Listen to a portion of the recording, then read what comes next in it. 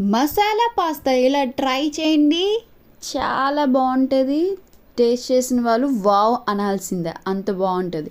First gas start చేసేసుకొని మనం గిన్నె పెట్టుకొని వాటర్ వేసుకొని సాల్ట్ అండ్ పాస్తా బాయిలింగ్కి ఇచ్చేయాలి.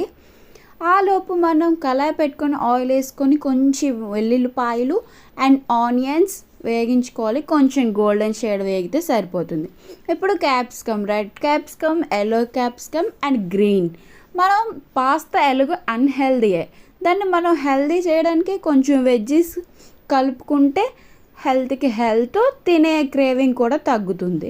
సో ఇలా ట్రై చేయండి. కొంచెం సాల్ట్ అండ్ కారం, పాస్తా మసాలా దొరుకుతుంది కదా మాట్లో, అది యూస్ చేయండి.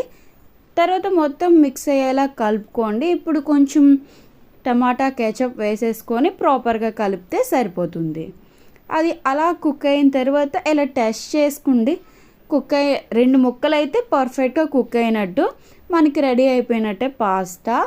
అలా వేసుకొని తర్వాత కొంచెం ధనియాల పొడి వేసేసుకొని మొత్తం పాస్తాకి ఇవన్నీ కలిసేలా కలుపుకొని లాస్ట్లో కొత్తిమీర